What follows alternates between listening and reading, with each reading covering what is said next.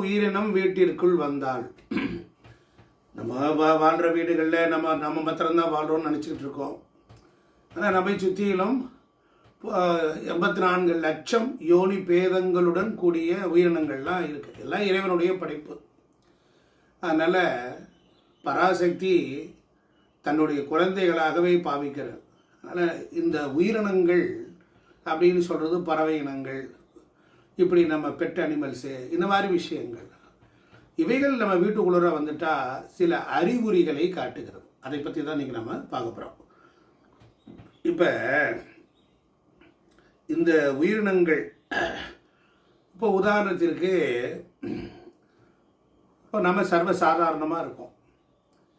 நம்ம வீட்டுக்கிட்ட பார்த்தீங்கன்னா திடீர்னு ஒரு பசுமாடு உள்ளே வரும், வந்து கதவுகிட்ட நிற்கும், இப்படி பார்க்கும். அந்த பார்வையே வித்தியாசமாக இருக்கும். அப்போ நாம் வீட்டுக்குள்ளே இருக்கவங்க உணர்ந்து கொண்டு வெளியே வந்து பார்த்தா பசுமாடு நிற்கிது.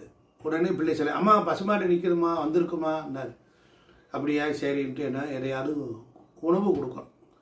வீட்டுக்கு ஒரு விருந்தாள் வர்றாரு, பசு மாடு வழியாக இறைவன் அந்த உயிரினத்தின் வழியாக வர்றார். அதனுடைய பார்வை, கருணை பார்வை நம்ம வீட்டில் பட்ட மாத்திரத்தில் என்னாகும், தெய்வீக அருள் பெருகுது. அருள் வரணும்னா கோயிலுக்கு போனால் தான் கடவுள் அருள் நினைக்கக்கூடாது ஒன்று.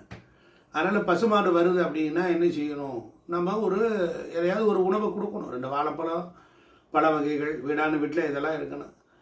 அதெல்லாம் இருந்தால் தான் கொஞ்சம் நம்ம வந்தவங்களுக்கு கொடுக்க முடியும். அதே போல் நம்ம வீடுகளில் சில நேரம் உட்காந்துருப்போம், நல்ல செங்குழவி பார்த்திங்கன்னா குழவி ரீங்காரம் விட்டுக்கிட்டு அப்படி பார்த்திங்கன்னா ஒயின்னு வரும். நம்ம உடனே என்ன செய்வோம், துண்டை எடுத்து முறுக்கி போய் அடித்து துரத்தி விடத்தான் பார்ப்போம். செங்குழவி, அதாவது அம்பாள் குழவி வடிவத்தில் உள்ளே வரலாம். எந்த வீட்டில் ஃப்ரெஷ்னஸ் இருக்குதோ அந்த வீட்டில் தான் அந்த குழவி வரும். அதனால தான் அம்பாளுடைய பீஜாட்சரத்தை கிரீம்னு வச்சான். அதனால் எங்கே கிரீம்கார சத்தம் கேட்கிறதோ அங்கு அம்பாள் வர்றாள் அர்த்தம். இதான் அடிப்படை உண்மை. அப்போ செங்குழவி வீட்டிற்குள் வந்தால் மகிழ்ச்சி உண்டாகுதுன்னு அர்த்தம். அந்த வீட்டில் மகிழ்ச்சியாக இருக்காங்க, இல்லை மகிழ்ச்சி உண்டாக போகுது, இவ்வளோதாங்க. அதே போல் பார்த்தீங்கன்னா வீட்டுக்குள்ளே பார்த்தீங்கன்னா பக்கத்து வீடுகளில் தென்னை மரம் இருக்கும், எல்லாம் இருக்கும். அணில்கள் பார்த்தீங்கன்னா அவ்வளோ சீக்கிரத்தில் வீட்டுக்குள்ளே வராது. யார் வீட்டுக்குள்ளே ஜன்னலுக்குள்ளே எதுக்குள்ளே புகுந்து வந்து அது உணவை எடுத்துக்கொள்கிறதோ அந்த அணில் பிள்ளை என்பது சாதாரணமான விஷயமாக நம்ம எடுத்துக்க முடியாது. நம்ம வீட்டில் இருக்கக்கூடிய ஏதோ ஒரு இடியாப்ப சிக்கல்கள் தீரப்போகுதுன்னு அர்த்தம். வீடுகளில் வாழ்க்கைன்னு தான் மனிதனுக்கு சிக்கல் வரதான் சாமி. இது என்ன சாமி நீங்கள் அணில் வந்தால் சிக்கல்? அவங்க நம்ம 2 பேர் சண்டை போட்டுக்கிட்டு இருக்கேன், ஒருத்தர் வாராரு, வந்து பார்த்துட்டு என்னன்னு பொறுமையாக கேட்குறாரு. ஏப்பா நீ பண்ணுறது தப்புப்பா, நீ அவனை அப்படி பேசிக்க கூடாதுப்பா அப்படின்னு தர்மத்தை எடுத்து சொல்கிறாருல்ல. இல்லை சாமி நீங்கள் கேளுங்கண்ணா, சரி கேட்குறேன் அப்படின்னு கேட்டு பைசல் பண்ணி 2 பேரையும் வெட்டி விட்றானா பாருதானே. அது மாதிரி நம்ம வாழ்க்கையில் ஏதோ ஒரு சிக்கல் இருக்குது, அது வெளியில் பக்கத்து வீட்டுக்கு தெரியக்கூடாதுன்னு நினைக்கிறோம். நம்ம குடும்பத்தில் உள்ள நிகழ்ச்சிகள் வெளியே தெரியக்கூடாது, இப்படியே பழகிட்டோம். ஆனால் நம்ம வீட்டில் ஒரு நல்ல காரியம் நடக்கிறோம்னா 500 பேருக்கு பத்திரிக்கை அடிச்சு நீ வான்னு கூப்பிட்றோம். இதுதான் நம்ம மனுஷன். நமக்கு ஒரு பிரச்சனைனா பக்கத்து வீட்டுக்காரனை கூப்பிட்டு இப்படி இருக்கு நான் என்ன செய்யலாம்னா அவன் பாயிண்ட் ஆஃப் வியூவில் சிக்கலை தீர்த்து விட பார்ப்போம். இங்கே ப்ரெஸ்டீஜுக்கு அவமானத்துக்கெல்லாம் இடம் இல்லை. அதனால் அணில்கள் வீட்டுக்குள் வந்தால் இவ்வளவு ப்ராப்ளங்கள் சால்வ் ஆகுது. இப்போ திடீர்னு பார்த்தீங்கன்னா புறாலாம் அவ்வளோ சீக்கிரத்தில் வராது, ஒரு வீட்டிலேருந்து இன்னொரு வீட்டுக்கு வரவே வராது. புறா வீட்டிற்குள் வந்தால் பணத்திற்கு பஞ்சம் இருக்காது. ஏன் வீட்டில் தான் மேலே இருக்குது, நான் பிச்சை இருக்குது. சோத்துக்கும் துணிமணிக்கும் கூட சிக்கலாக இருக்கிறவன் குடும்பம் கூட புறா வந்தால் சாந்தியும் சமாதானமும் கிடைக்கும். நீங்கள் பணம் என்பதை வச்சுட்டு என்ன சொல்கிறீங்க, நைட்டு படுத்து எழுஞ்சா காலையில் எழுஞ்சா நல்ல சுகமாக இருக்குமா? அவ்வளோதாங்க. பணம் இருக்குது அப்படிங்கிறதுக்காக 2 இட்லிக்கு மேலே சாப்பிட முடியாது, 20 இட்லி சாப்பிட முடியுமா? முடியாது. அதனால் நெகட்டிவ் கமெண்ட்ஸ் போடாதீங்க. எகத்தாளமாக பேசுவது, அப்புறமேல் எதையாவது நீங்களும் படிக்கிறது இல்லை, படிக்கிறவன் ஏதாவது விவரமாக சொல்கிறான்னா கேட்டால் உருட்டுன்னு நெகட்டிவ் கமெண்ட்ஸ் போடுறீங்க. நீங்கள் எல்லாம் போடணும்னு தானே நானே பேசுகிறேன். நீங்கள் மரஞ்செடி கொடிகளோடு வாழ்ந்து பழகுங்க. என்னைக்காவது ஒரு மரஞ்செடி கொடிக்கு போய் தண்ணி ஊற்றிருக்கீங்களா? ஊற்ற மாட்டோம். சும்மா போவோம் வருவோம். ஒரு வாழை மரத்துக்கு ஒரு தண்ணி, ஒரு முருங்கை மரத்துக்கு தண்ணி. போகிற போக்கில் முருங்கைக்கீரையை பிடுங்கி ஒரு எதிர்த்து வர பசுமாடு அவன் பாலுக்கு அவன் வீட்டு மாட்டுக்கு நான் ஏன் கொடுக்கணும்னு கரெக்டு வழக்கு தானே பேசுகிறோம். வாழ்க்கையில் கோயிலுக்கு போவது என்பது நீ சாந்தம் அடைவது, சமாதி அடைவது தான். ஆனால் புண்ணியம் செய்வது என்றால் பிற உயிரினங்கள் பசி ஆற்ற வேண்டும் என்றால் நீ ஏதாவது ஒன்று கொடுக்கணும். ஸோ அதனால் இதெல்லாம் வாழ்க்கை தர்மம். சரி, இதெல்லாம் உங்கள்ட்ட சொன்னால் நீங்கள் சொல்ல வந்ததை சொல்கிறேன். இப்போ தட்டான் வருதுன்னு வச்சுக்கோங்க, உடனே மழை வரும்னு அர்த்தம். மழைனா நன்னீர்னு அர்த்தம். நன்னீர்னா சந்திரன் உச்சம்னு அர்த்தம். அப்போ சந்திரன் எங்கே உச்சம் அடைகிறார்? காலபுருஷத்துக்கு 2ஆம் இடத்துல ரிஷபத்தில் உச்சம் அடைகிறார். ரிஷபம் காலமாடு, பசு பால் பாக்கியங்கள்லாம் கிடைக்கும். வயல்வெளி செழித்தா என்ன ஆகும்? எல்லாம் நல்லாயிருக்கும். அப்போ உணவு பஞ்சம் இருக்காது. அப்போ தட்டான் வருது என்றால் அந்த வீட்டில் பொறுத்தளவில் நல்ல சக்தி இருக்குன்னு அர்த்தம். ஒன்றும் வேண்டாங்க, ஒரு பறவை கூடு கட்டுதுங்க. பறவை கூடு கட்டுதுங்க. ஒரு மைனா, ஒரு காக்கா, இல்லை ஒரு குருவி, ஏதோ ஒன்று கூடு கட்டுதுங்க. நம்ம வீட்டுக்கு மரத்தில் இல்லைன்னா ஒரு எக்ஸாஸ்ட் ஃபேன் போகிற இடத்துல கட்டுதுங்க. அது அவ்வளோ சீக்கிரத்துலலாம் கட்டாதுங்க. நல்ல மனுஷனை செலக்ட் பண்ணி இந்த வீட்டில் உள்ளவனால் நமக்கு இம்சை இருக்காது, அவன் இதை கண்டுக்க மாட்டான், அவன் உண்டு, அவன் வேலை உண்டுன்னு இருக்கான் அப்படிங்கிற வீடுகளில் ஆண் பெண் சின்ன பிள்ளைங்க கூட குச்சி வச்சு குத்தாது, களைக்குண்டு எரியாது, நம்ம பிள்ளையை இம்சை பண்ணாது என்கிற ஸ்கேன் பண்ணிருங்க. புரியுதுங்களா? நீங்கள் மனிதனுக்கு இருக்கிற அறிவை விட பறவை இனங்களுக்கு ரொம்ப அறிவு ஜாஸ்தி. அவள் உடனே அந்த மாதிரி இம்சை இல்லாத வீட்டில் தான் அழகாக கூடு கட்டும். கூடு கட்டுனா நம்ம பெரியவங்க சொல்லியிருக்காங்க, கட்டுனா கட்டிட்டு போதும் விடு அப்படிம்பாங்க. அப்போ என்ன செய்யணும்?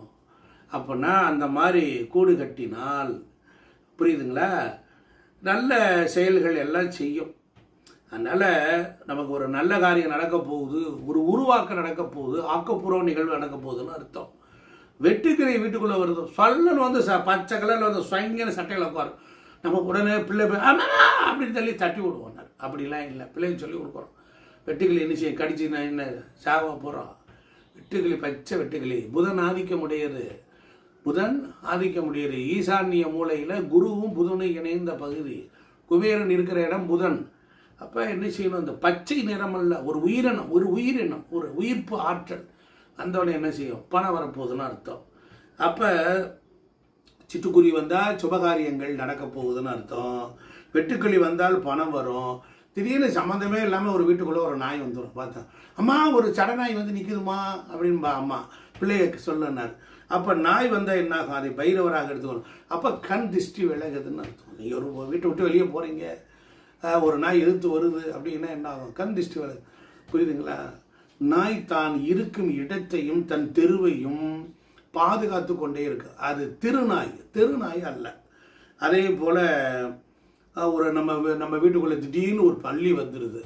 அப்படி வந்தால் என்ன ஆகும்? பள்ளி வருதுன்னா நமக்கு ஒரு குலதெய்வ அருள் இருக்குன்னு அர்த்தம். நிறைய குலதெய்வங்கள்லாம் பள்ளியில் 3 வகை இருக்குது. ஐயா நிறைய சொல்லியிருக்கேன். அதில் வெள்ளை வெள்ளையேன்னு இருக்கும் மஞ்சள் கலர் பள்ளி. முதுகு தண்டில் கருப்பு இல்லாமல் இருக்கணும்.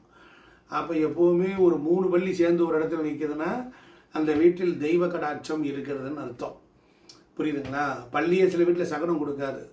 புரியுதுங்களா? அந்த வீட்டில் உள்ள சாமி எங்கள் வீட்டில் பள்ளி சகனம் கொடுக்க மாட்டேங்குது அப்படின்னா அது வீட்டுக்குள்ளே கரைச்சல்கள், பிரச்சனை, உடம்பு முடியாமல் போகுதல், எதிர்வினை ஆற்றக்கூடியவர்கள்லாம் அப்படி இருந்தால் சர்வகாலம் வீட்டில் பிள்ளைகளோட கச்சை கட்டிக்கிட்டே கிடக்கிறது. இது மாதிரி இருந்தால் என்ன செய்யும்? நல்ல சகனம் வரும். எந்த வீட்டில் அமைதி இருக்கிறதோ ஆழ்ந்த அமைதி, நல்ல மனமும். எங்கள் அம்மா அடிக்கடி சொல்லுவாள், சூரி வீட்டுக்குள்ளே போனால் வெளிச்சம் இருக்கணும்டா, அப்படி தாண்டா வீடு பார்க்கணும் வாடகை. நாங்கள் ஆரம்ப காலத்தில் வாடகை வீட்டில் இருந்தோம். அதனால் வீடு பார்க்க போகும்போது எங்கள் அம்மா என்னை கூட்டிகிட்டு போனான். அவள் எனக்கு ட்ரைனிங் கொடுத்த மாதிரி நான் நினச்சிக்கிறேன்.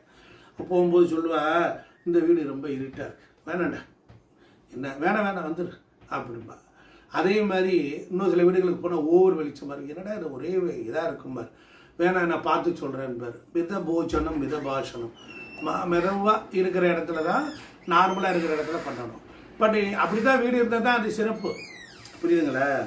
அதே போல் நம்ம வீட்டுக்குள்ளே ஒரு செங்குளவி வீடு கட்டுதுன்னு வச்சுக்கோங்க, குழந்தை பாக்கியம் கிடைக்கிது போதுன்னு அர்த்தம். இதான் ரகசியங்க. இப்போ நம்ம வீட்டுக்குள் காக்காய் வந்தால் முன்னோர்களின் ஆசி. வாசல் நிற்கும், கரையும். காக்கா கரையும். முன்னோர்கள் ஆசி இருந்தால் தவிர அவளை சீக்கிரத்தெல்லாம் வராது. சில வீடுகளில் சாப்பாடு வச்சா காக்காயே எடுக்காது. புரியுதுங்களா? அதனால் என்ன செய்யணும் அப்படின்னா பிள்ளைகளுக்கு பயிற்சியும் முயற்சியும் சொல்லி கொடுக்கணும். எல்லா உயிரினங்களுக்கும் தானியம் கொடுக்கணும், இரவில் நாய்க்கு சப்பாத்தி கொடுக்கணும், ஆரோக்கிய மனுஷனுக்கே சப்பாத்தி இல்லைன்னார். அப்படிலாம் பேசக்கூடாதியா. நம்ம சாப்பிடும்போது போடணும். நாய் நிற்கும், சாப்பிடத்தான் செய்யும், 2 துண்டு போட்டால் சாப்பிட்டு போயிடும், அவன் அது கொடுத்தானேன்னு நினைக்கும். இந்த நாய்கள், இந்த பெட்டு உயிரினங்கள் யாவும் உருமாறிய முன்னோர்கள், உருமாறிய கடவுள்கள். அதனால் நமக்கு பறவை இனங்கள் கூடு கட்டினா மன அமைதி உண்டாகும், டிப்ரெஷன் இருக்கும்.